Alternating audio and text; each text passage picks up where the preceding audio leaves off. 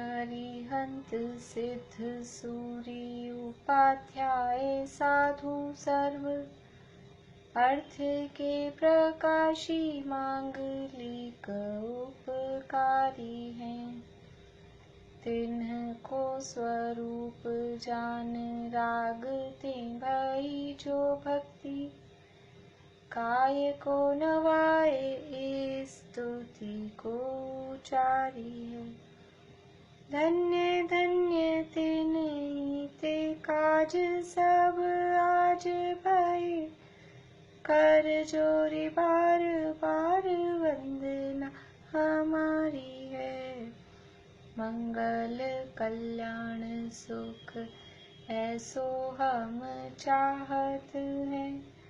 हो मेरी ऐसी दशा जैसी तुम धारी है। हो मेरी ऐसी दशा जैसी तुम धारी है।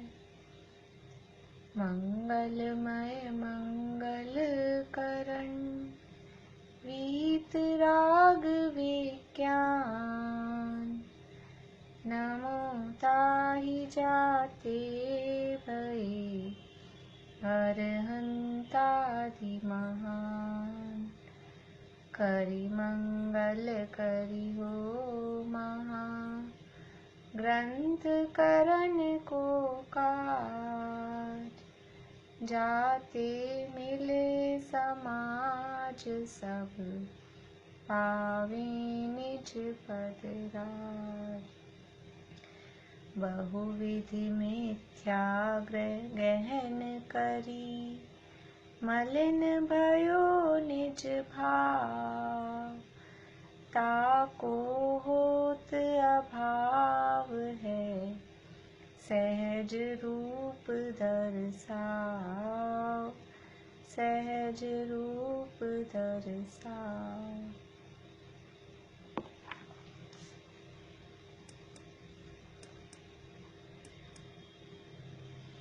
प्रश्न चौथे अधिकार के क्वेश्चन नंबर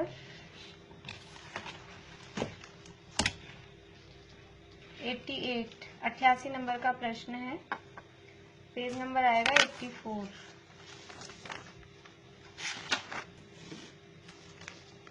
मोक्ष तत्व संबंधी है, यथार्थ शब्दांश से संबंधित है। इष्ट संयोगों की प्राप्ति का उपाय करना भी खेद जन्य क्यों है? बोलिए सुनीता आंटी।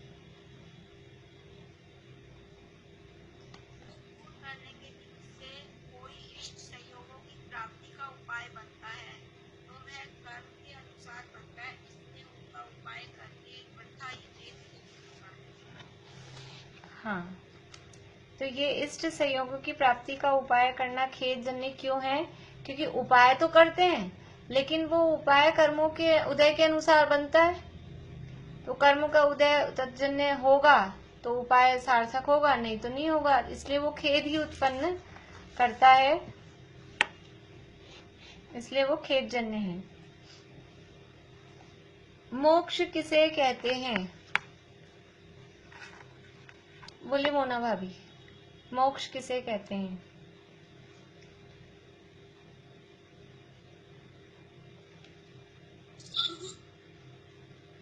कर्म बंध के अभाव का नाम मोक्ष है। हाँ, सर्व कर्म बंध के अभाव का नाम मोक्ष है। यानी बिल्कुल कर्मों का अभाव हो जाए, बंध का अभाव हो जाए, उसका नाम मोक्ष है। जो डैश को तथा डैश को नहीं पहचाने उसको मोक्ष का यथार्थ श्रद्धान कैसे हो? बेला भाभी। जो बंध को तथा बंध जनित सर्व दुखों को नहीं पहचाने उसको मोक्ष का यथार्थ श्रद्धान कैसे? जो बंध को और बंध जनित सर्व दुखों। जीव बंध के अभाव को भला क्यों नहीं जानता? जीव बंध के अभाव को भला क्यों नहीं जानता? पारुल।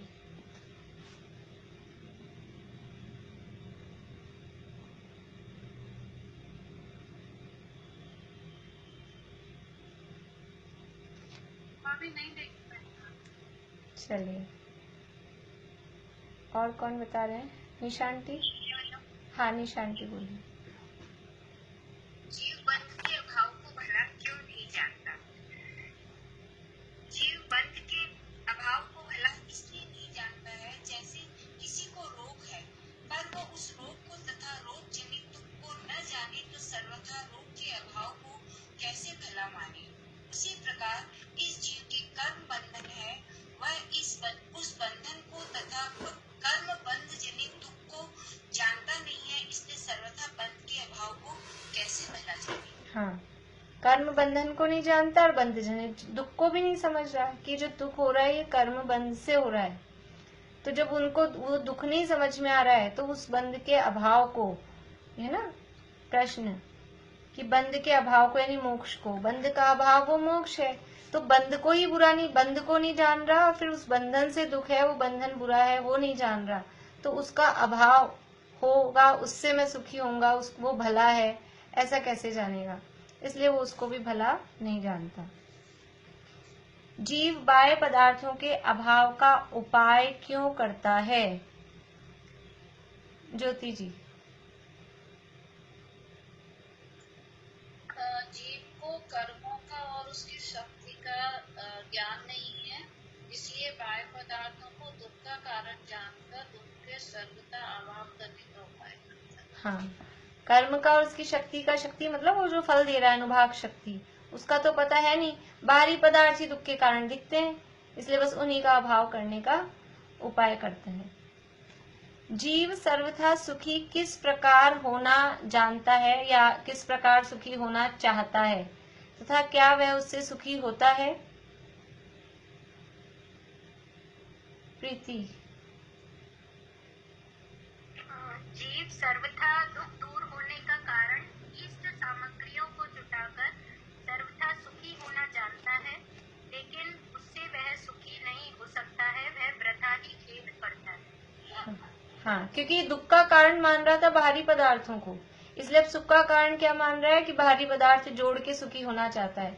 ऐसा समझते हैं हम, बहुत ज्यादा रुपया पैसा होगा, बहुत सारे नौकर चाकर हों, सारी सामग्री हो, तो फिर कोई दुखी नहीं होता है। हमको अभी कष्ट क्यों है कि हमारे पास में समझ लीजिए काम है, नौकर चाकर नहीं है, ये सही नहीं है, ये अनुकूल नहीं है, वो अनुकूल नहीं है। जब बहुत रुपया पैसा हो, सारी सामग्री हो, हिलना भी नहीं पड़े, बोलना भी नहीं पड़े मुंह से, और ऐसा सब सामने हाजिर हो जाए, तो सुखी होता है, समझता है कि तब मैं सुखी हो जाऊंगा। तो इष्ट सामग्रियां जोड़ जोड़ कर और फिर सुखी होना जानता है कि बाहर में इष्ट सामग्रियां हो जाएंगी तो हम सुखी हो जाएंगे, लेकिन वास्तव में उससे सुखी नहीं होती। मोक्ष तत्व के संबंध में जीव का अयथार्थ सिद्धांत बतलाइए।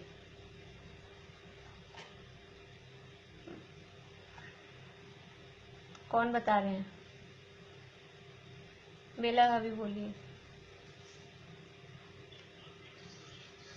हर कर्म का अभाव का नाम मोक्ष है, पर ये जीव बंध को और बंध को मतलब दुख का बंध को ही नहीं जानता, तो बंध को दुख जनित नहीं जानता है, इसलिए बंध को छोड़ने का उपाय भी नहीं करता।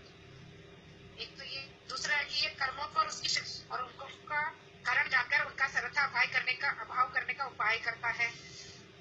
यह तो जानता है सर्वथा दुख होने का कारण इष्ट सामग्रियों को जुटाकर सर्वथा सुखी होना है, परंतु ऐसा कदापि हो सकता नहीं है। इस प्रकार मिथ्या दर्शन से मोक्ष तत्व का अयथार्थ सिद्धांत होने से अयथार्थ सिद्धांत। हाँ, देखिए मोक्ष किसे कहते हैं? मोक्ष का स्वरूप सही नहीं जानता, क्योंकि सर्व कर्म बंध का अभाव वो मोक्ष है। तो कर्मों को नहीं जानता, कर्म बंध को नहीं जानता, तो मोक्ष का सही स्वरूप नहीं जानता। और मोक्ष का मतलब क्या है? मोक्ष का मतलब है पूर्ण रूप से निराकुल अवस्था। ऐसा नहीं समझता। अभी यहाँ दुखी है तो दुख का कारण वो कर्म बंधन है, वो नहीं समझता। दुख का कारण क्या समझ रहे हैं? बाहरी पदार्थ। तो कर्मों को नहीं जान रहा, कर्म बंधन को नहीं जान रहा, उसके कारण दुखी हूँ, तो इसलिए उसको दूर करने का उपाय नहीं करता, और बाहरी पदार्थों को दुख का कारण मानता है, तो बाहरी पदार्थों को दूर करने का उपाय करता है, और बाहरी पदार्थों को ही सुख का कारण मानता है, तो बाहरी पदार्थों को जुटाने का उपाय करता है। ये मोक्ष तत्व के संबंध में भूल है। बनारसीदास जी ने नाटक समयसार में लिखा है, वो धर्म अर्थ काम पुरुषार्थ के संबंध में। वहां तो वो प्रकरण दूसरा है, लेकिन वहां क्या लिखा है, इंद्र लोक थान को अजान लोक कहे मोक्ष। मोक्ष पुरुषार्थ की परिभाषा वहां दी। मतलब जो अज्ञानी जीव है वो मोक्ष किसे कहते हैं, इंद्र लोक थान को, यानी स्वर्ग में पहुंच गए। स्वर्ग में पहुंच गए मतलब स्वर्ग का मतलब क्या है, पूरी सुख सुविधाएं सारी। वहां बाहर की सामग्री की बहुत अनुकूलता है स्वर्गों में, ना शारीरिक तकलीफ है, ना कोई रुपए पैसे की तकलीफ है, ना कोई काम करने की तकलीफ है, ना कोई रोटी बनानी है, ना कोई पैसा कमाना है। तो वो स्वर्ग में जाकर, स्वर्ग यानी पूरी अनुकूलता, उसको समझता है ये मोक्ष है।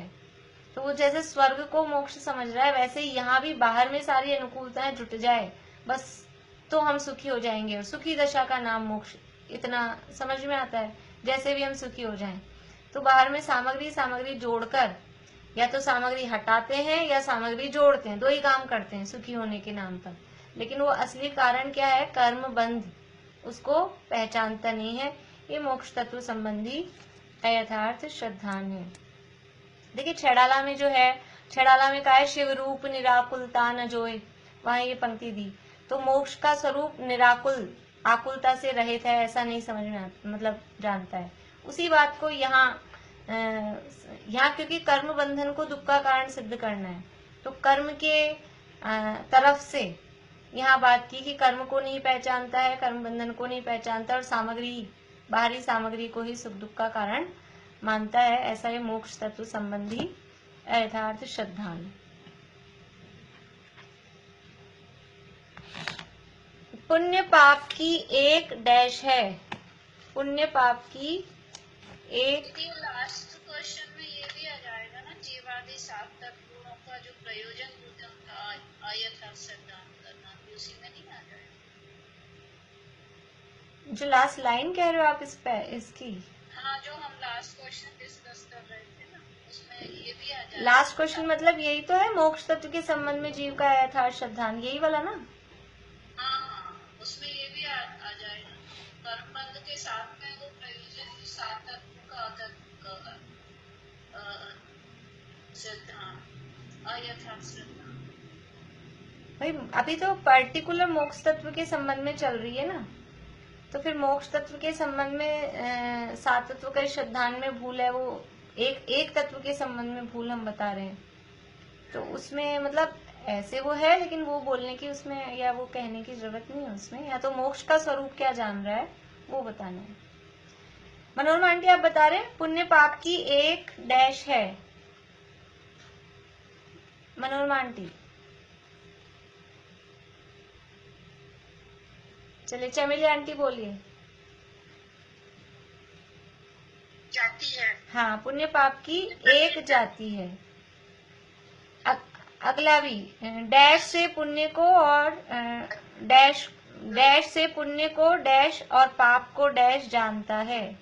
मिथ्या दर्शन से पुण्य को भला और पाप को बुरा। हाँ, पुण्य को भला, पाप को बुरा मिथ्या दर्शन से जानता है। बढ़िया। पुण्य के उदय से और पाप के उदय से कैसा कार्य होता है? मीना चाची।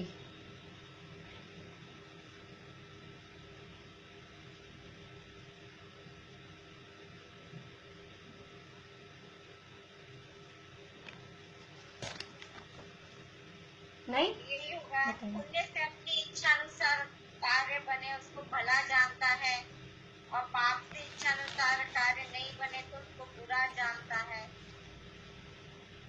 परंतु दोनों ही आकुलता के कारण है, इसलिए बुरे ही हैं। बस प्रश्न इतना है, पुण्य के उदय से और पाप के उदय से कैसा कार्य होता है? तो पुण्य के उदय से अपनी इच्छा अनुसार कार्य होता है, और पाप के उदय से इच्छा अनुसार कार्य नहीं होता है। इतना। पुण्य पाप दोनों बुरे क्यों हैं? इनके उदय को भला बुरा जानना भ्रम क्यों है? पारुल बोलिए बोलिए। पुण्य पाप, पुण्य के उदय से इच्छा अनुसार कार्य बनता है, और पाप के उदय से इच्छा अनुसार कार्य नहीं बनता है, परंतु दोनों ही बुरे हैं, क्योंकि दोनों ही आकुलता के कारण हैं। हाँ, इसलिए ये बुरे। हाँ, और इनको भला बुरा जानना भ्रम क्यों है? इनको भला बुरा जानना भ्रम ये क्योंकि परमार्थ में जहाँ आकुलता है वो बुद्धि है, और जो कर्मों के अनुसार ही कार्य बनने हैं। क्योंकि ऊपर कहा ना, क्योंकि उनको भला बुरा जान रहे हैं, इच्छा अनुसार कार्य हो रहा है या नहीं हो रहा है, पुण्य के उदय से हो रहा है, पाप के उदय से नहीं हो रहा है। लेकिन जब इच्छा अनुसार कार्य हो रहा है तब भी और इच्छा अनुसार कार्य नहीं हो रहा है तब भी, दोनों ही समय आकुलता हो रही है। और वो आकुलता है वो वास्तव में सुख नहीं है, इसलिए उसको सुख मानना, पुण्य के उदय को भला मानना, पाप के उदय को बुरा मानना, वो भ्रम है। क्योंकि दोनों ही आकुलता के कारण है, और जहाँ आकुलता है वहाँ दुखी है। पुण्य पाप संबंधी अयथार्थ श्रद्धान बताइए। बोलो प्रीति। पुण्य पाप ये आश्रम के ही भेद है, लेकिन फिर भी जीव मिथ्या दर्शन से पुण्य को भला जानता है और पाप को बुरा जानता है, परंतु दोनों ही आकुलता के कारण है। और यह अपनी मान्यता से पुण्य पाप में सुख दुख मानता है, तथा कितने ही जीव कदाचित पुण्य पाप के कारण जो शुभ अशुभ भाव है उन्हें भला बुरा जानते हैं। इस प्रकार पुण्य पाप का अयथार्थ ज्ञान होने पर अयथार्थ श्रद्धा होता है। हाँ, वो पुण्य पाप को भला बुरा जानते हैं, लेकिन वास्तव में वो भ्रम है, क्योंकि वो दोनों ही आकुलता की, मतलब पुण्य पाप संबंधी मेन बात क्या है कि दोनों एक ही जाति के हैं, दोनों आश्रम की जाति के हैं, और दोनों ही आकुलता के कारण हैं। बस एक में आकुलता कम होती है, एक में आकुलता ज्यादा होती है, लेकिन आकुलता दोनों में होती है। इसलिए उन दोनों में एक को अच्छा एक को बुरा मानना वो भ्रम है, और उसमें अच्छे बुरे की मान्यता करना ये पुण्य पाप संबंधी भूल है। मिथ्या दर्शन को मिथ्यात्व अदर्शन क्यों कहते हैं? हाँ, पूर्णिमा आंटी ने नहीं बोला आज, पूर्णिमा आंटी बोलिए। असत्य श्रद्धा रूप मिथ्या दर्शन का स्वरूप वह असत्य रूप है, इसलिए इसका नाम मिथ्यात्व है, और यह सत्य श्रद्धा से रहित है, इसलिए इसी का नाम अदर्शन है। हाँ, क्योंकि अतत्व श्रद्धान है तो असत्य है, इसलिए मिथ्यात्व है। मिथ्या यानी असत्य, झूठा, और सत्य श्रद्धान से रहित है, इसलिए अदर्शन। अदर्शन मतलब श्रद्धान, और सत्य नहीं है, विपरीत है, इसलिए उसको अदर्शन कहा। इतना ही करते हैं अपन, एक एक पेज भी रोज करेंगे तो हो जाएंगे अपने। 31 तारीख को रखना है ना पेपर, तो एक एक पेज आप लोग रोज। आज मैंने और डाले हैं, अभी 109 तक पहले डले हुए थे, तो कुछ कितने डले हैं, कितने और डाले हैं, 123 तक डाले हैं आज, और अभी फिर डाल दूंगी कल। और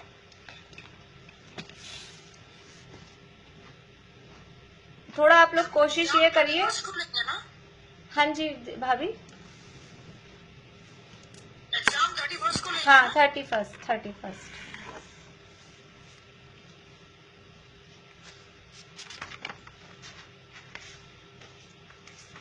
आप लोग इसको पढ़िए, बार बार में पढ़िए, तो उसमें जो भी कुछ बातें हैं मेन वो आपको थोड़ा ख्याल में आने लगे। 1-2 बार पढ़ें उसको, और ऐसा नहीं पूरा अध्याय एक बार में पूरा पढ़ लें, एक किसी टॉपिक को, एक पैराग्राफ को 1-2 बार पढ़ें तो विषय ख्याल में आए इसमें क्या कहा गया है।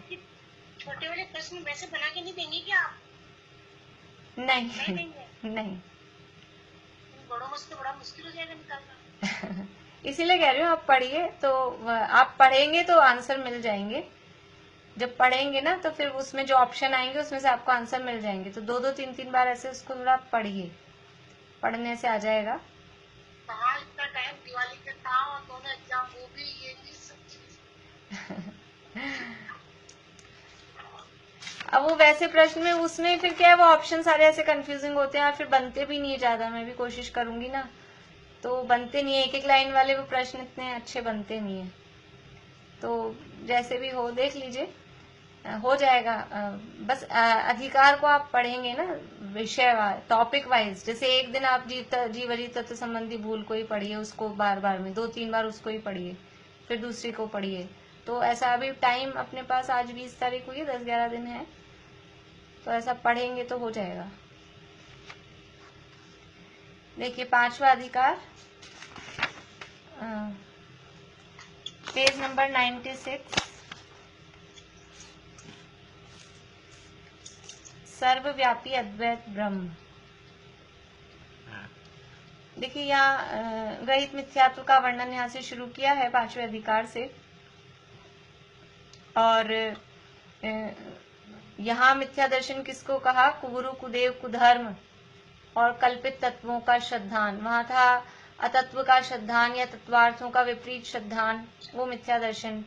और यहाँ कह रहे हैं कि कुगुरु, कुदेव, कुधर्म और कल्पित तत्वों का श्रद्धान, उसका नाम मिथ्या दर्शन है। और जो रागी द्वेषी यानी राग द्वेष का जिसमें पोषण है, ऐसे शास्त्रों का अभ्यास, ऐसे शास्त्रों को पढ़ना, पढ़ाना, सुनना, सुनाना, लिखना, लिखाना, वो सब मिथ्या ज्ञान कहा। और इस रूप राग द्वेष के पोषक रूप जो प्रवृत्ति की, वो जो आचरण किया, कषायों का सेवन किया और उसको धर्म रूप माना, धर्म मानकर वो आचरण किया, उसका नाम ये ग्रहित मिथ्या चारित्र कहा गया है। किस किस प्रकार से ये होता है? अभी जैसे धर्म मानकर कुछ भी काम करना, दिन भर भोजन नहीं किया, धर्म मानकर पति की लंबी उम्र रहेगी ये सोच के फिर रात में चांद देख के भोजन करेंगे। अब ये क्या है? ये इस भाव में नया सीखा है। और वो जो काम किया है वो धर्म मानकर, धर्म बुद्धि से। इसी तरह से और भी प्रवृत्तियां धर्म मानकर, धर्म के नाम पर वो जो प्रवृत्तियां की जाती हैं, वो सब ग्रहित मिथ्याचारित्र के अंतर्गत आती है। तो यहाँ कल हमने नाम पढ़े थे, ये तो इन्होंने गिनाए हैं, कुछ गिनाए हैं, इसके अलावा बहुत सारे हैं। मतलब अपन गिना भी नहीं पाएंगे। और अपन सोचो जरा सी बातें हैं, छोटी छोटी सी, समझ लीजिए दीपक वगैरह आरती करना, ये तो है ही। और फिर क्या करते हैं वो आरती करके फिर ये ऐसे ऐसे करके ये क्या होता है? वो दीपक रखा है, फिर दीपक के ऊपर अपनी क्या आंखें सेकते हैं, क्या करते हैं? वो पहली बात दीपक जलाना गलत, और फिर उस दीपक को ही आप भगवान, मतलब वो दीपक को सिर पे लगा रहे हो ना आप, ये क्या? तो वो दीपक ही भगवान है, सामने वाले भगवान तो रहे ही नहीं। किसी को ऐसे लगाते हैं, मतलब उसको हम देव मान के, ऐसा ये जिनवाणी को ऐसे करके यूं लगाते हैं, तो ये जिनवाणी हम देव मान रहे हैं, मतलब देवता है उसके अंतर्गत। अब वो दीपक पे ऐसे ऐसे करके ये जो फोटो की आरती करते हैं वो भी गलत है। अपने जैसे महावसा में किसी की फोटो ही कैसे?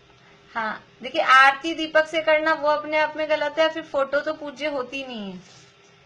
फोटो तो खाली बस हम अपने इष्ट देवता को स्मरण के लिए वो हमको दिखती रहे, उस हिसाब से है। बाकी फोटो के सामने अर्घ चढ़ाना या फोटो को पूज्य मानना, आरती वारती उतारना, वो ठीक नहीं है। इसी तरह से जैसे मंदिर में दर्शन करते हैं तो वो वेदी के पीछे हाथ लगाते हैं, फिर ये क्या है? वो क्या होता है? बिला अभी आपके फेस ही नहीं दिख रहा। हाँ, आपके एक्सप्रेशन दिखने चाहिए मुझे इन बातों में। दशमी के दिन भी लोग करते हैं ना आजकल, वो सुगंध दशमी या कुछ ऐसे। वो सारे ये सारे व्रत हैं। ये बहुत सारी, मतलब बहुत बार पहले भी रोड तीज है, रोड तीज की वो फिर वो फूल वूल बनाते हैं, वो इस तरह की मान्यता। और रोड तीज के दिन सब्जी नहीं बनेगी, छौंकन नहीं लगेगा, इस तरह की मान्यता। ये सब क्या है? मतलब ये तो अपन अभी आगे आएगी छठे अधिकार में ये बातें, वो बातें यहाँ है नहीं। हाँ निशा आंटी बोलिए। अपन मंदिर को समोशरण मान के अंदर दर्शन करते हैं, तो वेदी की जब फेरी देते हैं तो भगवान का मुंह अपन तो सोचते चारों तरफ है, क्योंकि समोशरण माना है। तो फेरी देते टाइम चारों तरफ यदि हाथ जोड़ते हैं तो उसमें भी दोष है? हाथ जोड़ने में दोष नहीं है, लेकिन वो वेदी के पीछे पीठ की तरफ, मतलब वो ऐसे हाथ लगाना, क्योंकि वैसे तो वेदी को जो जैसे फिर स्त्रियां भी लगाती हैं, अशुद्ध कपड़े वाले भी। वास्तव में मर्यादा क्या होती है? वो जो गर्भगृह होता है, वेदी को टच हाँ हाथ जोड़ने में तो दोष नहीं है। नहीं है। वेदी को शुद्ध वस्त्र वाले ही छू सकते हैं, वेदी को भी। अपने तो आजकल ऐसा चल गया, वो पुजारी भी बस जब प्रक्षाल करता है तब वो कपड़े पहने रहता है, फिर ताला वाला बंद करते समय वो कपड़े बदल लिया आता है, फिर आराम से। वेदी को छूना नहीं चाहिए अशुद्ध वस्त्रों से। बहुत सारे अपने उधर समझ लीजिए जो अपने मुमुक्षुओं के गुरुदेव के समय के बने हुए मंदिर हैं, वो ध्यान होगा आप लोगों को, ऐसे वो गर्भगृह टाइप होता है, उसमें अंदर लेडीज की एंट्री नहीं होती, और बिना धोती दुपट्टे वालों की भी अंदर एंट्री नहीं होती, और वो बंद हो जाता है। और भी जगहों पे, बहुत जगहों पे ऐसे होते हैं, पुराने जो मंदिर हैं साउथ वगैरह में, वो भी इसी तरह के होते हैं। तो फिर उसको हम छूते हैं, हाँ, तो फिर उसको हम छूते हैं, तो वो छूना उचित नहीं है। खैर ये बातें तो अभी तो यहाँ तो अन्य मतों वाली बात चल रही है, ये अपनी बातें आएंगी सारी छठे अधिकार में। ये जो अपन बात अभी छिड़ गई वो लेकिन वो छठे अधिकार में आएंगी वो सारी बातें। अभी प्रकरण ऐसे चलेंगे, छठा अधिकार तो ऐसा चलेगा कि वो जहाँ अटक जाएंगे वहीं अटक जाएगा फिर मामला, ऐसा है। अभी तो खैर अन्य मतों वाली है, अपन पढ़ते हैं सर्वव्यापी अद्वैत ब्रह्म। देखिए ये एक मान्यता है, कैसा मानते हैं, सर्वव्यापी एक ब्रह्म है, ब्रह्मा जी हैं, ब्रह्मा जी मतलब एक ब्रह्म भगवान जिसे मानते हैं, और वो सब जगह फैले हुआ है। और कैसा है, अद्वैत, अद्वैत का मतलब है वो एक ही है। अद्वैत का मतलब दो नहीं है, दो मतलब ऐसे टुकड़े नहीं है, सब जगह सब में फैला हुआ है और वो एक ही है। जैसे हम कहते हैं ना आत्मा के प्रदेश फैल जाते हैं, टुकड़े नहीं होते उसके। समुद्घात में आज दिन में प्रकरण चल रहा था, तो वो सब जगह फैल गया, टुकड़े नहीं हुए। ऐसे ही वो तो समुद्घात की अवस्था है, ये तो हर समय एक ब्रह्म ऐसे हैं, वो हर समय सब में फैले हुए हैं और सब में हैं और टुकड़े भी नहीं हुए और फिर भी सब में फैले हुए हैं। तो उनकी मान्यता यहाँ कैसी मान्यता है और किस तरह से उसका खंडन यहाँ करते हैं। अद्वैत ब्रह्म को सर्वव्यापी, सर्व का कर्ता मानते हैं, सो कोई है ही नहीं। क्या मानते हैं, अद्वैत ब्रह्म है, एक अद्वैत ब्रह्म है। नीचे इनके श्लोक दिए हैं जो अन्य मतों के शास्त्रों की, जिन शास्त्रों में ऐसा मानते हैं। सर्वम वैखल्य विदम ब्रह्म, मतलब सब जगह वो ब्रह्म व्याप्त है, इस तरह का। नेह नाना किंचन, और भी नीचे दिए हैं। ये कठोपनिषद, छांदोग्योपनिषद और ऐसे मुंडक को, इस तरह के उनके ग्रंथ हैं, उनके शास्त्र हैं, मिलते हैं लाइब्रेरीज में, दिखते हैं, अपनी लाइब्रेरियां होती हैं उनमें ये उनके ये शास्त्र होते हैं। तो उनमें ऐसे छंद दिए हैं, श्लोक दिए हैं, और वह श्लोकों में कहा कि अद्वैत ब्रह्म है, वो सर्वव्यापी है और सर्व का कर्ता है, सबको बनाने वाला वही है जो अद्वैत ब्रह्म है। तो कह रहे हैं सो कोई है ही नहीं, ऐसा कोई होता ही नहीं है, सर्वव्यापी और सबको बनाने वाला वो कोई होता नहीं है। कैसे नहीं होता, तो उसके भी तर्क दे रहे हैं। प्रथम उसे सर्वव्यापी मानते हैं, सो सर्व पदार्थ तो न्यारे न्यारे प्रत्यक्ष हैं।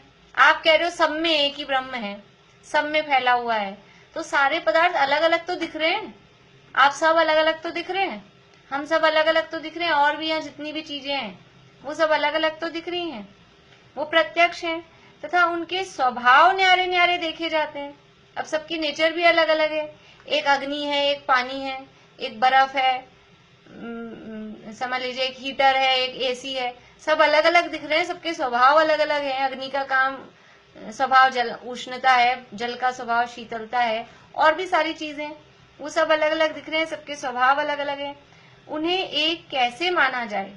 आप कह रहे हो सब एक ही ने बनाए हैं और सब एक ही है, तो सब एक में फैला होता तो सबका नेचर तो एक सा होना चाहिए था ना, कुछ तो उनमें सिमिलरिटी होती, तो वो तो है नहीं, उन्हें एक कैसे माना जाए? इनका मानना तो इन प्रकारों से है। अब वो कैसे कैसे मानते हैं उसके फिर तर्क दे रहे हैं। एक प्रकार तो यह है कि सर्व न्यारे न्यारे हैं। अब वो कैसे वो कह रहे हैं ना भाई सर्व फैले हुए हैं, सब में ब्रह्मा है, तो वो किस टाइप से है वो बता रहे हैं। तो पहला टाइप बता रहे हैं कि सब अलग अलग हैं, सब न्यारे न्यारे हैं, उनके समुदाय की कल्पना करके उसका कुछ नाम रख लें। भाई कैसे मानोगे आप? सब अलग अलग तो है लेकिन हमने एक नाम रख लिया अपना क्लास, तो सब अलग अलग है लेकिन हमने उसका एक समुदाय बनाकर, जैसे कलेक्टिव नाउन, जातिवाचक संज्ञा हमने बना दी, और सब अलग अलग थे लेकिन हमने सबके ग्रुप को एक साथ बोल दिया क्लास। तो सर्व न्यारे न्यारे हैं, उनके समुदाय की कल्पना करके उसका कुछ नाम रख लें। जैसे घोड़ा, हाथी आदि भिन्न भिन्न हैं, उनके समुदाय का नाम सेना है, समुदाय का हमने नाम रख लिया, तो उनसे भिन्न कोई सेना वस्तु नहीं है। जैसे सेना किसे कहते हैं? हाथी, घोड़ा और समझ लीजिए पैदल लड़ने वाले, तलवार वाले, भाले वाले, जो भी जितने भी हैं सारे योद्धा, उन सबको मिला के उसका नाम सेना है। तो सेना दिखाओ, सेना दिखाओ अलग से। तो अलग से कोई सेना कोई वस्तु थोड़ी ना है। अभी क्लास, क्लास किसे कहते हैं? अपन अपनी क्लास यानी वो क्लास रूम, वो क्लास रूम क्लास नहीं। अभी मोक्षमा प्रकाशक की क्लास, तो मोक्षमा प्रकाशक की क्लास दिखाओ। तो ये सबको मिलके, इन सबको जहाँ इकट्ठे हुए और जहाँ ऐसा बैठ के पढ़ रहे हैं, उसका नाम हमने क्लास रख दिया। लेकिन ऐसे क्लास कोई अलग से चीज है जिसको दिखाई जाए? ऐसा तो नहीं है। तो अगर सब अलग अलग हैं और उसका समुदाय बनाकर आप कह रहे हो कि वो सब समुदाय रूप होके फिर वो ब्रह्म है, तो ऐसा तो है नहीं। उनसे भिन्न कोई सेना वस्तु नहीं है। सो इस प्रकार से सर्व पदार्थ जिनका नाम ब्रह्म है, वह ब्रह्म कोई भिन्न वस्तु तो सिद्ध नहीं हुई, कल्पना मात्र ही ठहरी। वो कह रहे हैं कि सब में ब्रह्मा व्याप्त है, तो सब तो अलग अलग दिख रहे हैं। तो वो बोल रहे हैं कि इन सबके समुदाय का नाम ब्रह्म है। तो इन सबके समुदाय का नाम ब्रह्म आप कह रहे हो, तो फिर ब्रह्म कुछ अलग ही नहीं हुआ, वो तो एक कल्पना मात्र ही तो है। जैसे हमने सेना नाम दे दिया, जैसे हमने क्लास नाम दे दिया, और भी इसी तरह के अपन जैसे मीटिंग, मीटिंग है हमारी, तो मीटिंग किसे कहते हैं? दिखाओ मीटिंग को। वो एक किसी प्रक्रिया का नाम, किसी जहाँ लोग इकट्ठे होते हैं, कुछ बात करते हैं, उस प्रक्रिया को मीटिंग कहते हैं। मीटिंग कोई अलग वस्तु तो नहीं। ऐसे ही ब्रह्म, अगर सबके समुदाय का नाम ब्रह्म है, तो ब्रह्म कोई अलग वस्तु नहीं हुई। तो फिर आपका ये कहना गलत है कि कोई ब्रह्म है सर्वव्यापी, क्योंकि ब्रह्म कोई अलग से वस्तु है नहीं। ये एक तर्क हुआ, ये एक प्रकार हुआ। समझ में आ रहा है? थोड़ा बहुत नहीं आए, थोड़ा बहुत तो कोशिश कर सकेंगे अपन। बाकी मतलब ये बात समझ में आई कि नहीं आई? आई ना? हाँ, तो अगर आती है तो आगे बढ़ते हैं, नहीं आती है तो फिर अपन रुकेंगे, ज्यादा उसमें टाइम नहीं लगाएंगे। तथा एक प्रकार यह है कि व्यक्ति अपेक्षा तो न्यारे न्यारे हैं, उन्हें जाति अपेक्षा कल्पना से एक कहा जाता है। जैसे 100 घोड़े हैं, सो व्यक्ति अपेक्षा तो भिन्न भिन्न 100 ही हैं।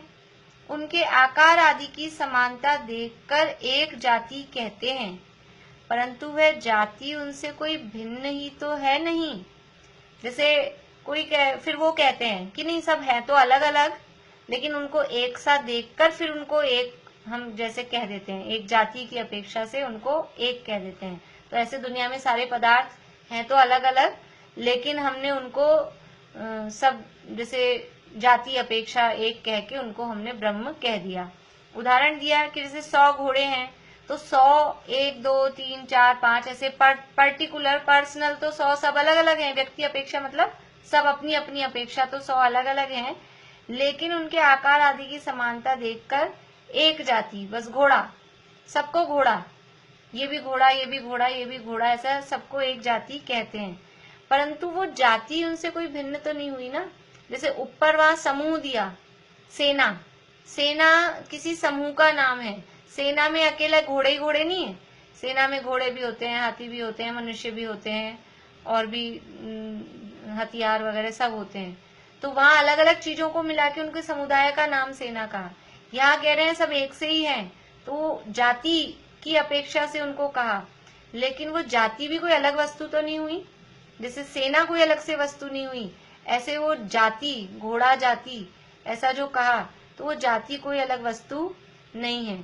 सो इस प्रकार से यदि सभी की किसी एक जाति अपेक्षा एक ब्रह्म माना जाए, तो ब्रह्म कोई भिन्न तो सिद्ध हुआ नहीं।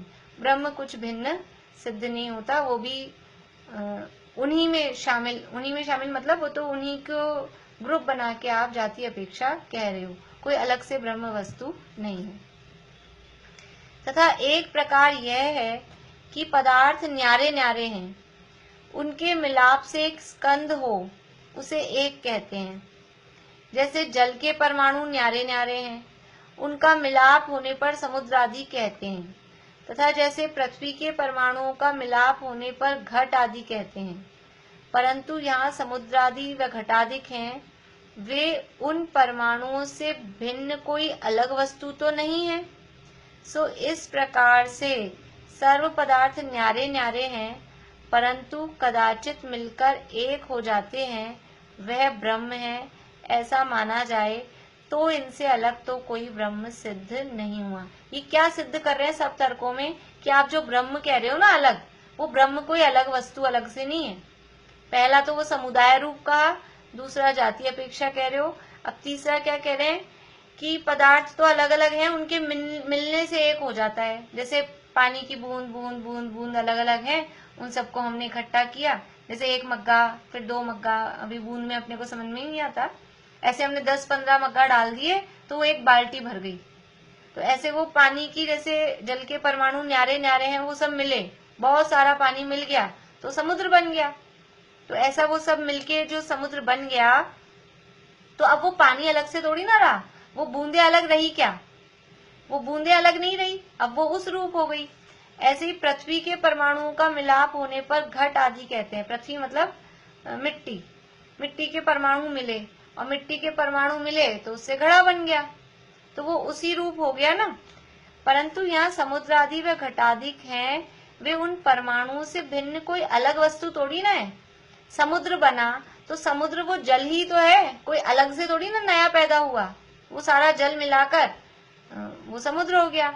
घड़ा बना तो वो जो मिट्टी थी उस मिट्टी को ही आपने शेप दे दी, कोई अलग से नई चीज बन गई, नई मतलब कोई नया पदार्थ उत्पन्न हो गया हो, ऐसा तो है नहीं, कोई अलग वस्तु तो है नहीं। सो इस प्रकार से सर्व पदार्थ न्यारे न्यारे हैं, परंतु कदाचित मिलकर एक हो जाते हैं, वह ब्रह्म है। कह क्या रहे हैं? सर्वव्यापी ब्रह्म है।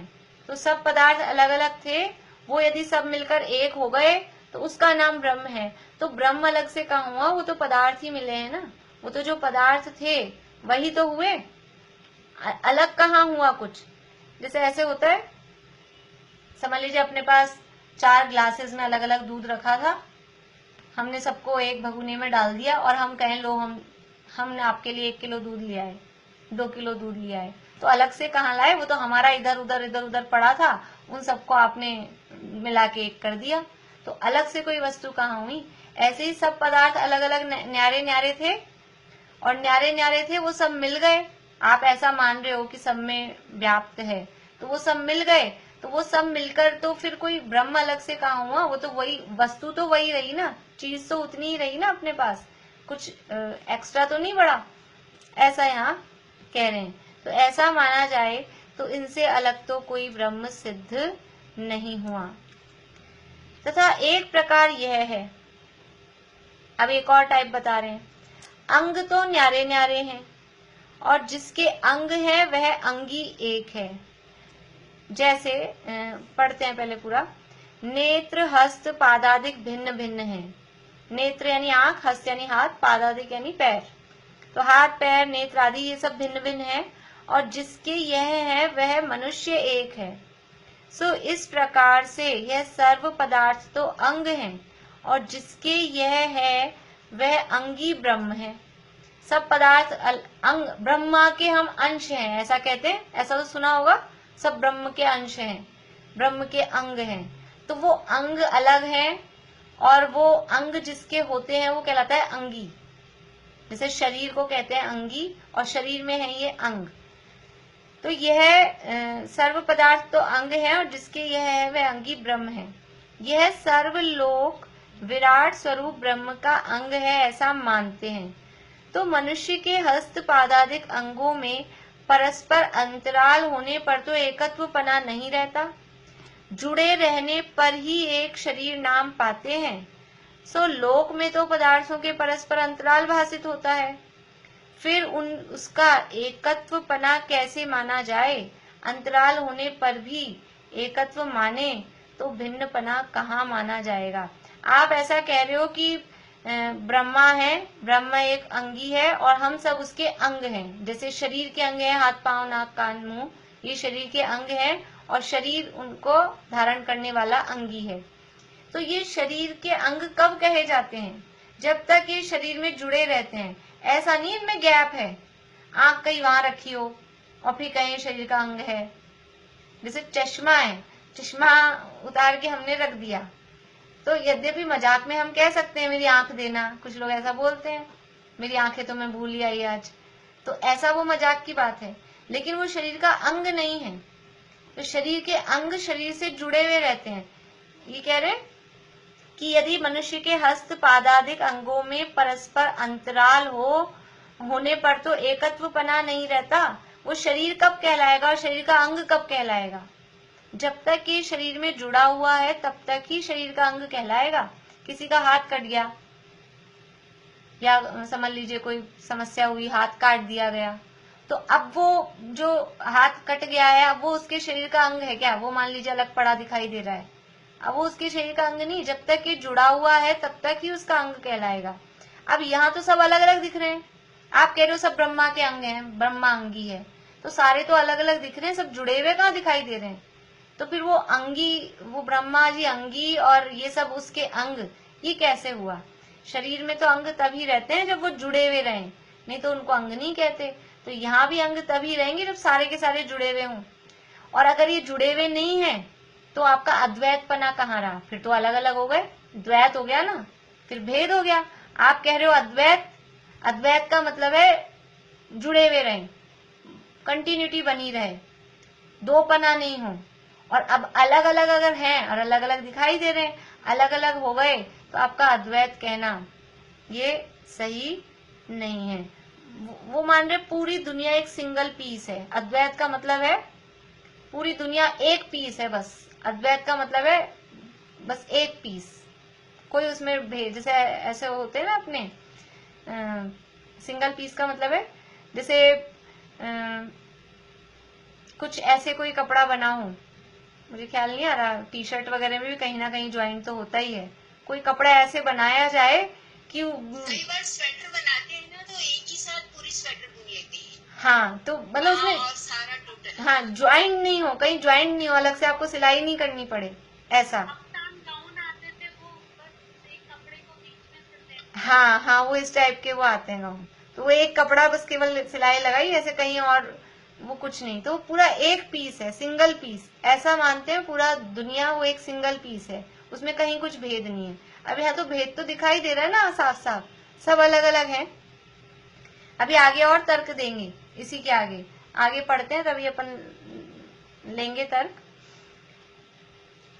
पढ़े आगे, पढ़ लेते हैं, ये वाला पेज पूरा कर लेते हैं। यहाँ कोई कहे कि समस्त पदार्थों के मध्य में सूक्ष्म रूप ब्रह्म के अंग हैं, उनके द्वारा सब जुड़े रहते हैं। हमने कह दिया कि वो सब जुड़े हुए नहीं, अलग अलग हैं, तो वो फिर कह रहा है कि नहीं वो सूक्ष्म रूप से जुड़े रहते हैं, आपको दिखता नहीं है, ऐसे बीच में कुछ बना रहता है, एक तार जुड़ा रहता है, वो दिखता नहीं, सूक्ष्म रूप से सब जुड़े हुए हैं, हम सब जुड़े हुए हैं। देखो एक अपने यहाँ भी ऐसी मान्यता है, महासत्ता कहा जाता है, महासत्ता है, वो महासत्ता को हम स्वीकार करते हैं, लेकिन ये ऐसा अद्वैत ब्रह्म हो और वो ब्रह्मा को सारी सृष्टि का कर्ता मानता है, ऐसी बात नहीं है। महासत्ता का मतलब है सबका अस्तित्व है, सत्ता का मतलब है अस्तित्व है, तो सबके अस्तित्व को स्वीकार करते हैं। और यहाँ सब जगह जो हमको खाली स्पेस दिख रही है, यहाँ सब जगह सूक्ष्म जीव, और वो सूक्ष्म जीव है वो शरीर के साथ में है। धर्म अधर्म द्रव्य लोक व्यापक है ही है, तो वो तो है ही, और जीव पुद्गल भी इस तरह सारे लोक में भरे हुए हैं, तो इस अपेक्षा से वो सारी महासत्ता कही जाती है। लेकिन यहाँ तो इनकी मान्यता कुछ अलग है, उसको महास्कंद कहते हैं। महास्कंद अलग है, वो केवल पुद्गलों का होता है, और एक महासत्ता, महासत्ता में सब द्रव्यों की सत्ता की स्वीकृति, वो अलग है। तो यहाँ कह रहे हैं कि समस्त पदार्थों के मध्य में सूक्ष्म रूप ब्रह्म के अंग हैं, उनके द्वारा वो सब जुड़े रहते हैं, दिखते नहीं है लेकिन सब जुड़े हुए हैं। तो उससे कहते हैं कि जो अंग जिस अंग से जुड़ा है वह उसी से जुड़ा रहता है, या टूट टूट कर अन्य अंगों से जुड़ता रहता है। दो पक्ष खड़े करें, ऐसे थोड़ा मजा भी आएगा, ऐसी बात नहीं है, वो तर्क वितर्क होंगे ना, कुछ समझ में आएगा कुछ नहीं भी आएगा, लेकिन आप थोड़ा इंटरेस्ट लेके सुनेंगे तो आ जाएगा मजा। दो तर्क सामने खड़े कर रहे हैं कि जो अंग जिससे जुड़ा है, वो कह रहे हैं जुड़े रहते हैं, तो जो अंग जिससे जुड़ा है वो उसी से जुड़ा है, या टूट के कभी इधर से जुड़ जाता है कभी उधर से जुड़ जाता है, ऐसा टूट टूट के अलग बार बार में अलग अलग तरह से जुड़ता है। यदि प्रथम पक्ष ग्रहण करेगा, प्रथम पक्ष का मतलब है ये वाला ऑप्शन कि वो उसी से जुड़ा रहता है, जिससे जुड़ा है उसी से जुड़ा रहता है, ये पहला पक्ष हुआ। यदि प्रथम पक्ष ग्रहण करेगा तो सूर्यादि गमन करते हैं। अब सारे जुड़े हुए हैं, अपन सब जुड़े हुए हैं, ऐसा वो मानते हैं, वो सूक्ष्म रूप से सब जुड़े हुए हैं। तो क्या होता है कि भी सूर्य तो गमन कर रहा है, सूर्य गमन करते हैं ना, सूरज चांद गमन करते हैं, तो सूर्यादि गमन करते हैं, तो उनके साथ जिन सूक्ष्म अंगों से वह जुड़ता है वे सब गमन करेंगे। फिर हम सबको घूमना चाहिए। अब मैं उंगली घुमा रही हूँ तो हम तो सब जुड़े हुए हैं, तो आप सबकी उंगलियां घूमनी चाहिए कि सबको घूमना चाहिए, ऐसा होना चाहिए। अब वो सबसे बड़ा तो सूरज ही दिखता है, वो घूम रहा है, तो उसके साथ हम सबको भी फिर ऐसा घूमना चाहिए, तो वो वे भी गमन करेंगे तथा उनके गमन करने से वे सूक्ष्म अंग अन्य स्थूल अंगों से जुड़े रहते हैं, वे भी गमन करेंगे। अब सूरज जिससे जुड़ा है वो गमन करेगा, फिर वो जिससे जुड़ा है वो गमन करेगा, फिर वो जिससे जुड़ा है। जैसे वो राग द्वेष का विधान विस्तार देखा था ना, कि इसको भी उससे करता है उससे करता है, ऐसे सब एक दूसरे से जुड़े हुए हैं, तो वो सारे के सारे गमन करेंगे कि नहीं करेंगे? फिर सबको गमन करना चाहिए, लेकिन ऐसा तो नहीं होता है। एक जना गमन करता है, एक जना बैठा रहता है, एक इधर जाता है एक उधर जाता है, सबको एक ही दिशा में करना चाहिए, ऐसा तो दिखाई नहीं देता है। वे भी गमन करेंगे। इस प्रकार सर्वलोक अस्थिर हो जाएगा, फिर सब हिलते ही रहेंगे, लोक में स्थिरता ही कहाँ रहेगी, क्योंकि गमन ही गमन चलता रहेगा, वो तो सारे दिन घूमता रहता है सूरज। तो जिस प्रकार शरीर का एक अंग खींचने पर सर्व अंग खिंच जाते हैं, उसी प्रकार एक पदार्थ के गमनादि करने से सर्व पदार्थों के गमनादि होंगे, सो भासित नहीं होता। अभी शरीर का कोई बच्चा आया और इधर से हाथ खींचा, तो अपन पूरे ही खींचेंगे ना ऐसे उधर, ऐसे तोड़ना होगा। उसने हाथ खींचा है तो बस वो हाथ ही उधर जाके रह जाएगा, पूरी बॉडी खींचती है। हम गाड़ी में बैठे हैं, स्कूटर पे बैठे हैं, बाइक पे बैठे हैं, एकदम से ब्रेक लगता है तो पूरी बॉडी आगे पीछे होती है कि नहीं होती है?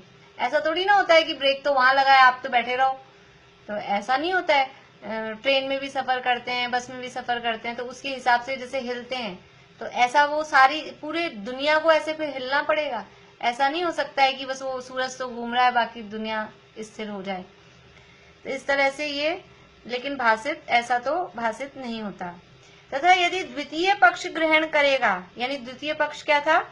टूट टूट कर अन्य अन्य अंगों से जुड़ता रहता है, ये दूसरा पक्ष था कि वो जुड़े रहते हैं, लेकिन कभी इधर से जुड़ा, कभी इधर से जुड़ा, कभी इससे जुड़ा, कभी उससे जुड़ा, ऐसा। तो ये अगर दूसरी वाली बात आप मान रहे हो, द्वितीय पक्ष ग्रहण कर रहे हो, तो अंग टूटने से भिन्नपना हो ही जाता है। जब अंग टूट ही गए तो अद्वैत कहाँ रहा? आप कह रहे हो अद्वैत है, और जब फिर आप कह रहे हो टूट के कभी ये हाथ इधर से इधर जुड़ जाता है, तो वो सूरज घूम रहा है तो कभी वो टूट के कोई और दूसरा जुड़ जाता है, कभी ये टूट के उससे जुड़ जाता है, जिसको घूमना होता है वो उससे जुड़ जाता है, जिसको रुका रहना होता है वो उससे टूट जाता है। तो फिर आपका अद्वैत पना कहाँ रहा? जब टूट ही गए, खुद ही आप कह रहे हो टूट टूट कर जुड़ रहा है, तो टूट टूट के जुड़ रहा है। कपड़े को हम फट गया, फिर हम सिल रहे हैं, तो सिल सिल के पहन रहे, जोड़ पाती लगा लगा के, तो वो साबुत कहाँ रहा?